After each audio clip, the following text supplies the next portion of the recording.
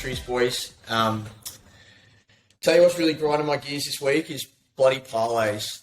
Monkeys everywhere, mug punches everywhere, parlays, 5, 10, 15 legs, chasing those, $100,000, $200,000 payouts. All those unlucky punches missing by 1 or 2 legs. I just can't stand it. So I thought it'd be a good segue today to talk about, just the mug punter mindset in general, why it pisses me off so much. And I don't understand why people keep doing it. You just can't win. Maybe you guys, I don't know. I know, JP, you've said some things similar to how I'm feeling about this in, the Australian side of things. Obviously, we're a bit new to the US side of things. Kiro, you would have seen a fair bit of it as well. But what are your thoughts about parlays and, the culture that's definitely massive in Australia, and it seems that it's, caught on in America pretty quickly? Yeah, I cop a lot of hate online. Obviously, our TikTok over here has been it's gone a little bit viral. Not huge, but majority of people who comment on my videos in the past are just people who don't like to hear this. And I don't know what it is. It seems like it's what we spoke about last week in terms of the short-term mindset of wanting that big payout, or I don't know what it is, like the obsession with the dopamine hit. But no matter what you tell these people, you can't win, they'll keep doing it. And they don't like being told that it can't win, because it's kind of like it removes their hope or their, I guess, faith in what they're doing. But is whatever it you tell them, maybe. I know I've previously done multis in the past, and when I did do them, I didn't want to make money. I just wanted to hit one to show my mates or whatever. And it wasn't so much about that. But I reckon the majority of these people, as we spoke about last week, in terms of why people gamble, it is for the money. They want money. Or they don't actually know. Yeah, they want to chase their losses, or they want to just get that big payout that's going to solve all their issues in one bet. But unfortunately for them, only very, very, very small amount of people may get lucky. And yes, you're going to see the odd parlay that's posted that some guy's lucky, won the lottery basically. But this is what actually makes people do more of them, because they see that one guy. It's like someone who wins Tats Lotto, and then everyone thinks they're going to win Tats Lotto. But one person out of however many entries win Tats Lotto, not like everyone. So at the end of the day, that's 100%. I want to do a call out here. I reckon BR betting needs to be called out here, because these Instagram pages and groups and sports books, the marketing they do on this is ridiculous. It's like what JP just said. The lottery, when someone wins, they market the hell out of it, because people see them, they're like, wow, somebody won. One bet away. But your chances, one bet away, exactly. Your chances of winning are one in more than a million, as JP says, like a lottery, right? And I think also something JP said was a lot of people think they know more than they do. It's kind of like the Dunning-Kruger effect I think JP was talking about last week, where people that mount stupid, where they're really confident, they think competent. Like Tom, I know you play fantasy, for example, in the NBA fantasy. So even people who play fantasy, you think you know more than what you do, right? So Lakers could be playing Nets tomorrow, and you say, okay, LeBron's gonna freaking score 30 points. I reckon KD's gonna go for 35 and 10 rebounds, whatnot. So then you put that all in a bet, in a parlay bet, as some would say. That would be the same game parlay. And the reason why you do that is because you think you know more than you do. You think what's gonna happen. You think you know what's gonna happen and what's gonna transpire. And the sportsbook gives you these odds which look amazing. It's like, wow, I put $10, I can win 1,000. It's like, look, it looks cool. You become emotionally invested into it. You want more money, it's like it's also, I think it's a distraction. Emotion everywhere. Emotion's peaking. This is all psychology. It's really dopamine. Chase. It's just addictive to chase it. Everyone's doing it. All your mates are doing it. You want to be part of it. It's a dream for a bookie. Do you reckon that they know? Right, because I can remember back when I was placing my first when I was even just first introduced to multis or same game multis or parlays as they call them in the US. Do you reckon they actually know that they're not going to win? Because I reckon when I started, I didn't know. No, I put out a video very early on in our TikTok profile. Obviously, that's the Australian one. We're going to have a new one now. But I put out this. I said, I want help from gamblers. I want to know, what are you actually trying to do when you put these bets on? Are you actually trying to win? Exactly what you just said. Do you know you're going to lose long term? If you're doing it for fun, amazing, great, and you can afford it. But if you actually think you're going to win, you need to get that out of your head because you're not going to win. And like you said, I was one early on. Kiro was one. We used to do this when we were 19, 20. Like, it never hurt us, like, financially, but because we're smart enough to learn the hard way. But Kiro was one of the worst, and he used to think he was EPL god, put on 7 legs. It was a certainty. Like, man, I've clocked it. Like, I've got this multi, it's going to win, man. And you just, every week, oh, man, fucking draw this week. Would have won 8K. It's like, man, you didn't win nothing. You're never going to win. How do you explain to, like, the everyday punter the kind of, like, risk-reward trade-off? You know, like, on all these groups I'm seeing, even on these TikToks, people are posting them. And they're like, you know, this is definitely worth $5. Like, it might come off. Like, how can you explain that in a sense, like, you know, losing $5 is not the end of the world, but if you lose $5 on every single TikTok parlay you see, it's obviously going to add up. How do you explain the risk and reward? I'll go and answer this. JP and I were actually discussing this a few days ago, which is like the probability paradox and how it applies to parlay bets. And what it is in high school we all did, you know, probability. We learned about it, and you know how, you know, odds and maths and all that stuff works in the real world.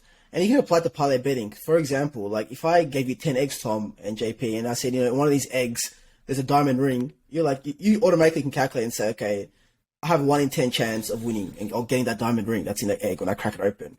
But if I all of a sudden say to you, you have 10,000 eggs and you've only got 1 in 10,000 chance of like cracking that egg with the diamond ring, right?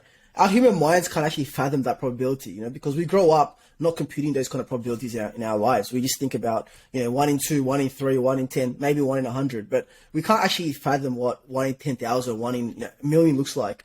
So then when it comes to parlays, when you chuck that $5 on, as you said, for a parlay bet, and it's like, oh, you might win $20,000, you're not actually understanding what the odds are, which is like, I think, if you put in $5 on a parlay bet and it pays $20,000, it's like a $4,000 odds, right? So you have 1 in 4,000 chance of winning. So it's like, imagine you have 4,000 eggs. I can't even imagine. Hang on, the odds are also, and picking that one, odds are also under what they should be. So yes, 4,000 from the bookie, or what the bookie's giving you, but it's higher because of, anyway, that's another it's discussion. It's way higher. I was just about to go, that's, I think we can talk about that in another video, but that's another topic. But just for the general person, like, just imagining that is like, okay, crap. It's like, when you stop and think about that, it's like, my odds of winning is like ridiculous. I have no chance. And it comes back to what you're saying, Tom, on how like people don't think about this and they actually think they can win. Yeah, that's a great example, because if you look at those TikToks and it's like, that's worth $5 or whatever, and then you give that example and it's like, all right, Kiribel's saying, all right, if you give me $5, you can crack open one of these eggs, and if it has a diamond in it, you can have it. Yeah. But if it doesn't, you just give me the $5. And if there's 4,000 eggs sitting there, you're not going to give you $5 every single day. Crack open at like one of those brand new 4,000 eggs. Exactly. That's just ridiculous. And imagine a million people doing that. Imagine a million people giving you $5. That's $5 million love to for be you. a bookie. Like, if people are having this mindset, it's not like you crack one egg, it's removed, and then there's 3,900. It just goes again. Every single bet, there's 4,000 new eggs. That's a great way of explaining it. Yeah, that's good. Exactly. You can't lose if you're a bookie. That's something that I came to a realization of, and I stopped betting, and I was like, JP rightfully said I was the worst. I used to love watching Premier League soccer. I was like, this guy's going to score. Yeah. The game's going to go over 2.5 games. The amount of time and energy I used to waste into researching this stuff. He used to come literally. I was at a peak of Mount Stupid. Literally, that's it. You can't explain it. You were above the peak. And above it. Wait, JP, I think you can explain this to JP, because I know you had a concept or theory about it. You know what happens with parlay bets as well? The ones that you actually win, if you do ever win, are the ones that you put like $1 on or like $2 because you think like there's no chance of that winning. And you're like, I'll just chuck $1 on it. But the ones that you put like $500 on or like $100 on, they're always the ones that lose. I think that JP, you had a theory or concept about this. Maybe you can explain that a bit more in terms of like when you want to win. Psychology behind it. Yeah, like when you're overconfident, you put like $100 on like a 3-leg parlay, but that usually loses. But the actual times when you do win, it's like you put a small amount. I've seen this a lot in the Facebook groups, especially in Australia. And also, they call them safe parlays or safe multis. Yeah, we see it everywhere. Put him on parlay. Any locks today? Like there's a group called like Legit Locks, and like I'm not going to promote it, but like people on there, like people have these mindset. I just need like a 5-leg certainty just to like quadruple my money today. It's like, No worries, man. And I want to find gold over there at the end of the street. Like, come on, man. Like, if it was that easy, like, people wouldn't be fucking losing their money every week. Like, this is like people have this mindset. It's like, oh yeah, you can just go pluck that leg, and just chuck it in a multi or a parlay, and suddenly you've solved all your problems. But I guess your question comes back to money management. Like, as you said, people might hit like a 50-cent bet at, I don't know, 1,000 to 1 and win $500. Yeah, I remember I did that on the NBA. Yeah, I remember you hit like a stupid. Like, waste. I can't even remember. You hit like a 70-cent win and you won like 800 or something. Yeah, and it's like if you were betting like, I don't know, $5 every time, you would have made 4K off that bet or whatever. Probably more, like 6K or something, right? Yeah. But instead, you made 800. So the one win, your 1 in 4,000, or the egg opened, you didn't actually get the diamond in there that was supposed to be a full diamond. You only got like a quarter of the diamond. So this is what happens. People think that, oh yeah, I won, but you didn't actually, like, overall, you're still fucking down heaps. So it's a waste of time. Like, you're just going to go around in circles, and the overall trend is going to keep going down. And unfortunately, when they do hit these bets, number one, they regain that hope, and then they keep going to cycle. Mm-hmm. And then number two, they increase their outlay because they've just won all this money, and their headspace is like, oh, hang on, I've got like $800 for free that I can use. The next 8 bets, instead of being 5 or 100, and then they're back to zero within 8 bets. Yeah. So it's like, so we're not smarter than the everyday person, but why are humans or mug gamblers, why are they so like predictably irrational? Like, why is that a thing? I think it comes back to impatience. I think it's a good and short-term mindset. I was going to say impatience. I think impatience and hope. JP, I think you said this in the beginning. It's like as humans, we're predictably. There's a theory actually called by Dan Ariely. It's actually a book, sorry, and it's called Predictably Irrational. It talks about how humans, in general, we actually know the right thing to do. For example, Tom, JP, you guys know you're healthy-looking guys. You eat healthy. You know that's important to do for your body, right? Like, you need to go to the gym, eat healthy. You need to save money for later on down the track in 10 years, 20 years time. So we know the right as humans. Basically, his theory is that as humans, we know the right decision. We know what we should be doing, but we don't do it. Most people don't do that because it's hard to do that. And I think when you apply that to sort of betting, there's this theory that where they expand that and talks about how on things that are really like things that could drastically change our life, which is like if you hit a lottery ticket or you hit a parlay bet, that can drastically change your life, right? So you place a higher value on that, even though it has a low probability. And it's actually I don't know if you guys watch Dumb and Dumber. Jim Carrey actually goes, it's like a scene. He goes, "Oh, you think there's a chance?" Like it's like that quote, like that gives you hope in life. It's like, wow, like if I win this parlay bet or if I win this lottery ticket, it's my life is gonna be drastically changed. I start imagining I can buy a house, if I can retire my parents, buy this Benz, whatever. And I think that's why people get so addicted to them parlay betting is because they think about that. They place their parlay bet. I used to be like this. JP knows I'll be like, man, I'll put this $10 EPL parlay bet. If this hits, I'm going to win like, 50 grand. I'll start thinking with the 50 grand, what am I going to do with the 50 grand? Buy a car, travel. Yeah.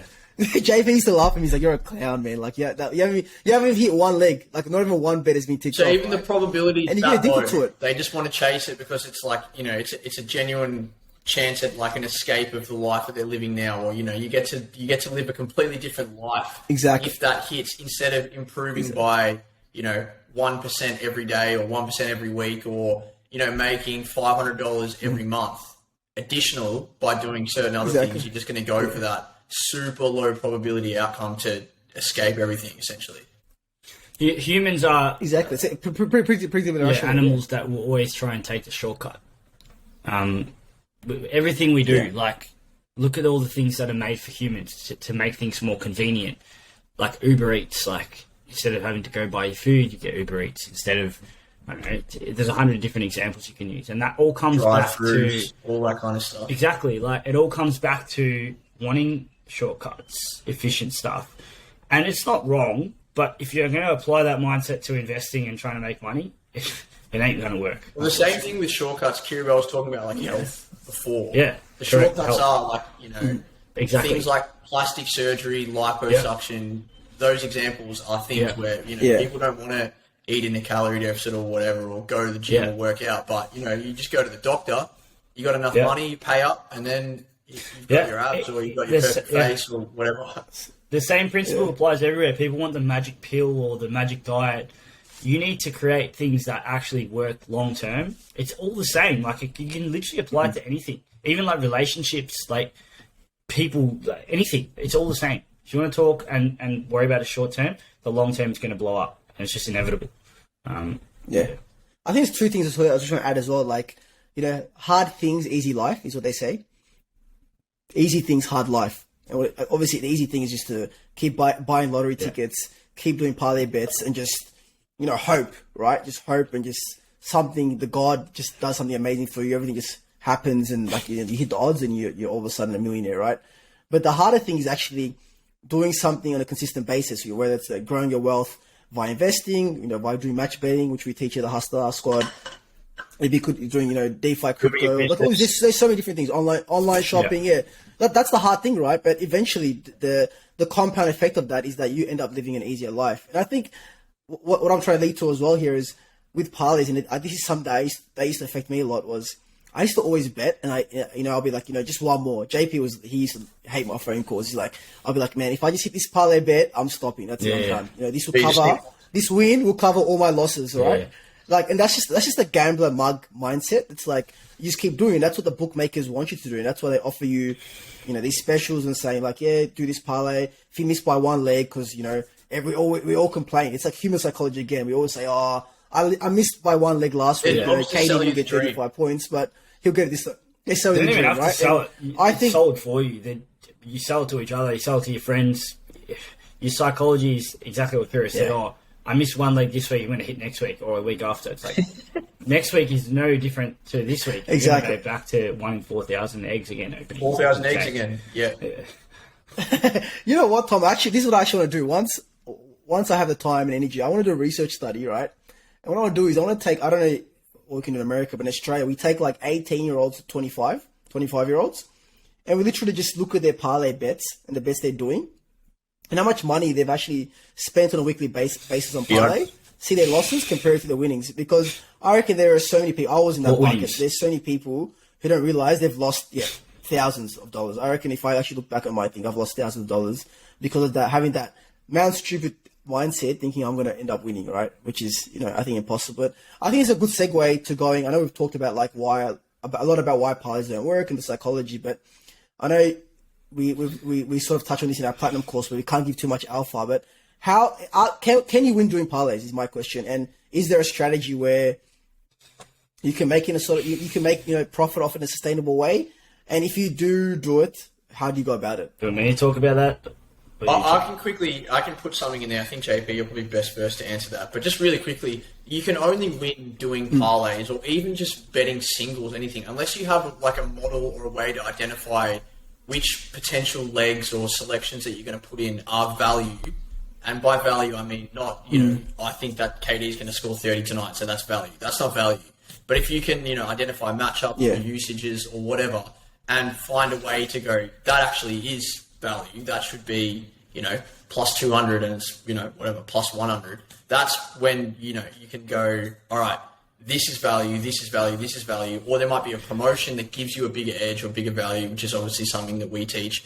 But unless you have a way of discovering that, there's no way to do a good parlay. Like, unless you have some mathematical edge or a system or knowledge that isn't just, I think KD is going to score 30 tonight. If you have something different to that sets you apart, that's some way that you could maybe make money off parlays. But again, once you start multiplying legs in together, you start losing your edge because, you might have edge on one or two legs, but when you need 4, 5, 6 outcomes, regardless of if they're all value, they're not always all going to come off. And the whole thing about the parlay is you need all of your selections to win.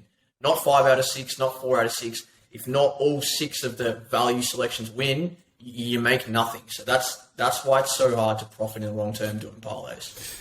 Yeah, spot on. The key thing that you need to win, if you're not, or in general, match betting, gambling, whatever you want to call it, obviously they're two different things, but you asked, can you profit off parlays?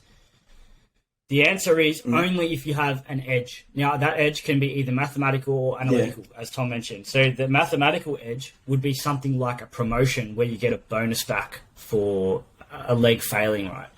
You have a small edge there. Now, this will only work if you can then analyze and devise a system which can then make value according to your analysis, according to your data. Not, again, saying Kevin Durant or whatever the hell you said before, you think it's a value, like, because he didn't score many last night, so he's definitely going to score 30 tonight because he's averaging that's not value. It's not subjective. It needs to be proven according to your analysis and your proof, basically, and your testing. So if there's no promo, then it's purely analytical. Now, that's where it gets super hard. Like, I would say 1 in 20,000 punters would win off parlays long term. Maybe more. Yeah. And these people, if they do win, there might be 1 in 10,000 that gets one lucky bet. But over 10 years, if he keeps betting, he's going to go back to the negatives.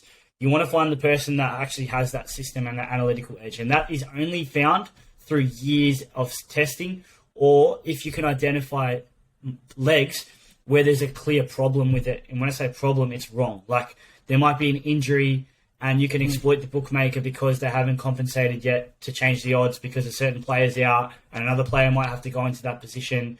I know Tom's good at that for AFL in Australia. Like, a certain player might be out of the team and then his backup player might be starting forward and the bookmaker's slow to catch on to that.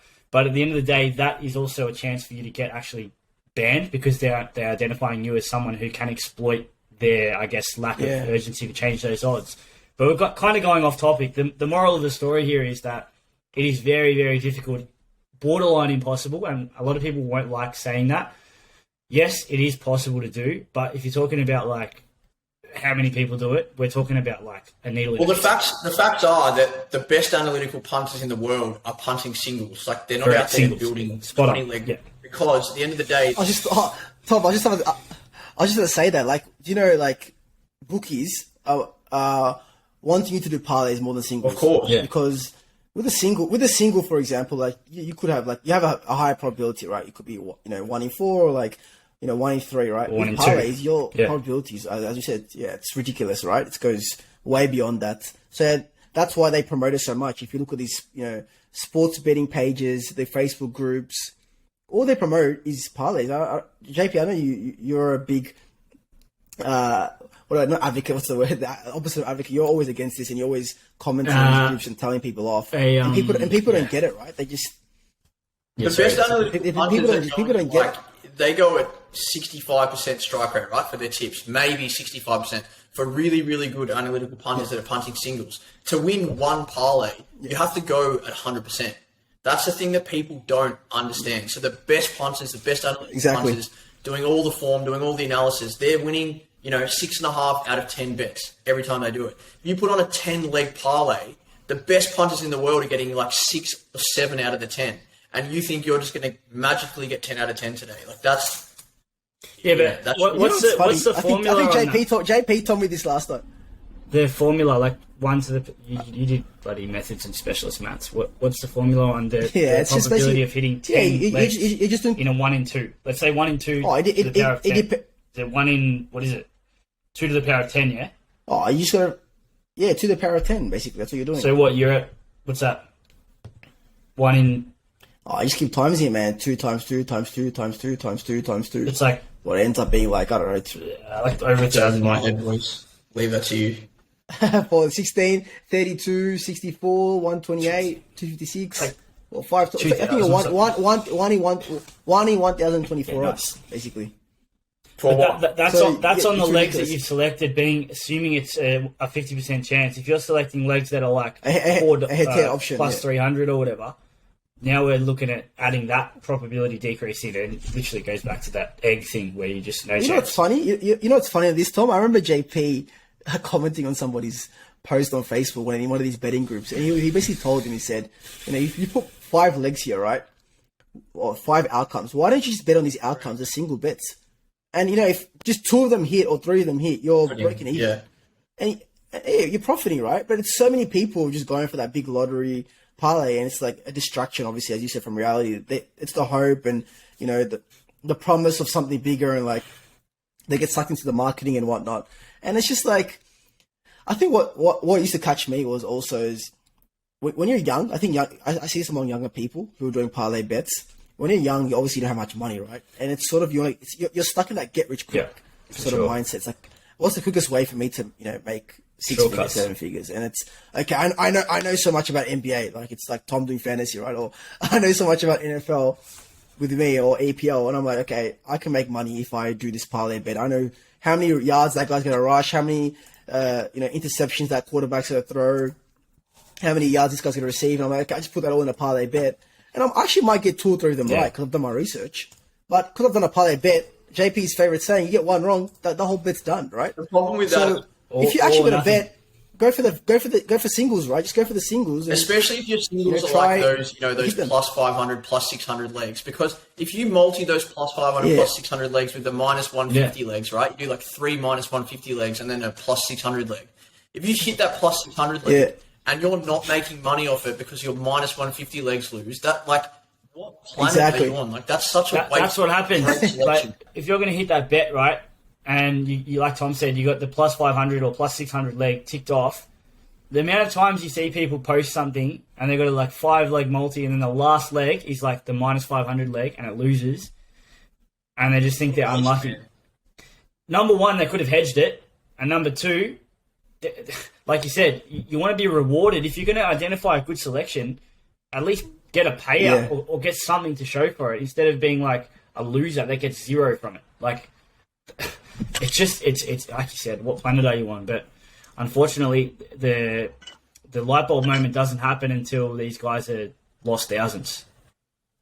I think exactly right. It's like, I think it takes, you know, a sort of a mindset where you need to step out and go, oh, crap, like, what's the dopamine hit that I'm getting right now? I'm like, wow, I'm getting this hope and like this adrenaline rush just because I think I can win this. I think I know it all.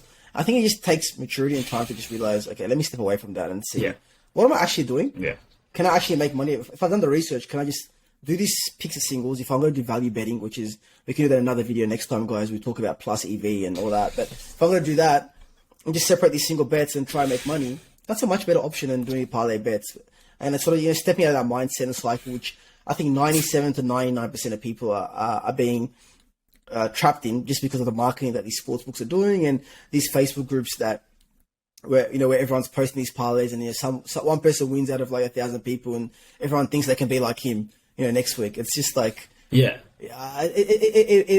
defiles me, but I was like that, you know, back in the day. We all were. So the key thing I want to say there, I know you mentioned like, oh, you should start doing singles. I just want to make it clear that, like, obviously we don't promote that either. Unless you've got a system, even if you're doing singles, don't go start doing. Don't start gambling on singles. Like, it's better than parlays, yes, because you're going to win more. Like, probability-wise, it's inevitable. Just using it as an example of why parlays are so stupid. It's not an encouragement to go out and start. Exactly. Today, all the same principles hold true. If you don't know how to pick them, there's again, you're going to lose. He's going to have 30 tonight. That's not a value pick. That's not. And we'll then talk about this. At the end of the day, Tom, you're really good with this, so we'll talk about this. The only way that we're going to encourage you to win is through a mathematical edge, which you can only get through max betting or a promotion. Like, even in like trading, wake up with an analytical edge tomorrow. It doesn't work like that. Correct. The mathematical edge it's there because they're giving you an edge that they want you. Like, the majority of people are not using that edge. It'd like be going to the casino and saying, okay, if it hits red, you don't lose, but if it hits black, you win. It's like, you're never going to get that. Like, this is what they're giving you, but the majority of people is that tomorrow when you wake up, you're not going to have an analytical edge. That's going to take you time, effort, and potentially money to invest in that. But tomorrow you will wake up with a mathematical edge if you do follow, these match. And it's not going away. It's a completely different thing. And this is the mathematical edge is what you can do to get basically guaranteed profit. And once you shift that mindset to thinking, like, why do you want that parlay system or that parlay payout when you can literally just keep making money with the mathematical edge and not have to worry or stress about the fact that you can lose? Like, this is where once the light bulb moment happens and this all happens in your head, you will be like us, and you'll be like, mate, why are you gambling? Like, why was I gambling? Yeah. Once you put it on a piece of paper, 100%. put it on a piece of paper, and Just laugh about it. what was I doing? So like, what am I doing? And then it's like, okay, well, hang on a sec. This is where we're going to teach you how to do this, and you'll laugh at yourself. But I think that light bulb moment as well. A lot of Oz hustlers have had that. But once you have that light bulb moment, I think it makes you a 50 times better, much better. Because once the mindset switches, you're like, what a waste. And then it's like, well, now I know how to do this properly. I'm not going to go back and do that. I'm going to go chips in on this. I was going chips in on gambling on parlays and stupid singles that I had no idea about. So why wouldn't I go chips in on this? And then, they're the ones that are really successful. With the light bulb effect, I think the biggest thing and the biggest value add it's had so far, just in my life personally, I think the Australian hustlers, as you said, Tom, and probably for you guys, is the amount of time and research and the energy people invest into placing these parlay bets. You do your research. You say, as you said, KD averaged 30 points against this team. He must score 35 this time, or he had a bad week last week, or a bad game last game. And the amount of energy and time you invest in that, and you all of a sudden now investing that into investments or match betting or time for your family, your relationships. I don't think you can put literally a value on that, because it's everything around you just grows and it compounds, and I think it brings more happiness and joy into your life. So I've seen a lot of people who become addicted to gambling and also parlays. It just ruins their life around them, and I think it was sort of starting to ruin my life in terms of I was spending so much time and energy on research and trying to do these parlay bets and not giving time to my family or with regard to time. Once you place your bet or your parlay, you're obviously going to watch the game. You exactly, can't just switch 100%. Not like match betting.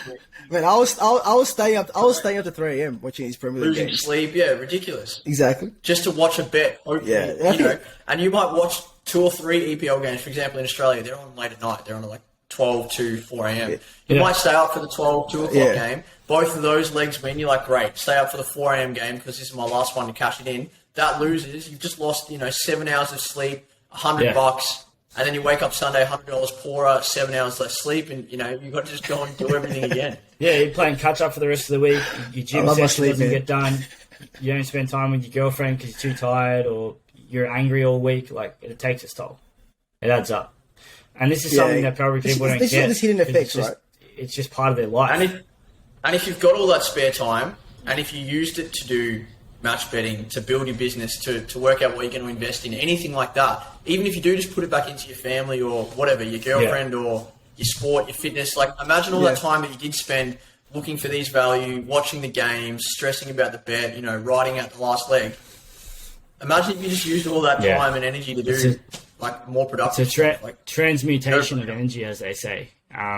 It's very powerful once you can direct your energy into stuff that actually is useful for you and not into crap, basically. Because cancer grows, as they say, and this stuff is cancerous. It leads and spreads into every aspect of your life. And some people, like I said before, they don't even know it's happening because it's just part of their life. Yeah. That's perfect. I think that's great, guys. Let's wrap it up. All right, lads. Well, thanks for letting me vent about the parlays. Make sure you do keep your eyes peeled for anything that you see throughout the week. Obviously, we'll chat again next week. Kiro, stay warm over there. But also, hit the subscribe button. It'll pop up somewhere in here. One of our magical video editor will put it there. Subscribe, ask questions, shoot through comments. We'd love to interact with you guys and answer any questions. So, shoot them through. Yeah, like I said, keep your eyes peeled for anything. Good to have a little vent. Good to catch up. Stay warm over there, Kiro. See you guys next week. Yeah, I reckon any topics, guys, just feel free to leave a comment below. We'll cover it. It can be betting, could be anything. Just do the free course. How Australia is. We'll have to get some US hustlers on the podcast soon. Have a chat to them. Yeah, I'm sure there's some that are flying. Yeah, at the definitely get them on. They love a chat, so we'll get them on for sure. Yeah, sounds good. We'll speak soon, guys. Right. Always a pleasure. See you, boys. Catch you later. All right, we're back recording, again, boys. Yeah, it is. Fucking, you just ruined my intro. Nice. Can I go now? Yeah. You're blurry. All right. You're blurry, Tom. Hold up. Oh, for fuck's sake. I don't think it matters though, because it's uploaded personally from your laptop. Not bad, not bad. Just a bit cold out here in America, man. There was some snowflakes this morning. Snowflakes. Snow. Bit jealous of you guys, man. It's 30 degrees here. Pretty hot outside. And, yeah. It's a bit 3 days in a contrast. row, I think it's 30 here. It's warm. Notice anything Yeah, different how on the my horse face? is gone? On your face? Yeah, you look a bit more tan, man. No, there'll be something else. What's else on his face? I Shaved the moustache, boys. How much do you race?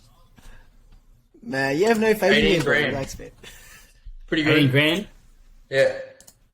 Yeah, nice. That's huge. What is it? You fucking sheep. I'm still doing this again. Alright. Yeah, start again. Enough of this. So that's shit Enough else. of the- You know, that's a pretty good chance, you know. Stop saying Get- fucking, you know. I'm going to shoot you. Who cares? It sounds like you're on so fucking leave it. repeat. So, no, I- it's shit house. I'll cut It's fine. again. What So, we're saying is elite. It just keep saying you know because this copies whatever Tom says. yeah, Tom, don't say it, please. You'll make me say it. The thing is, If though, you guys you guys, you do know.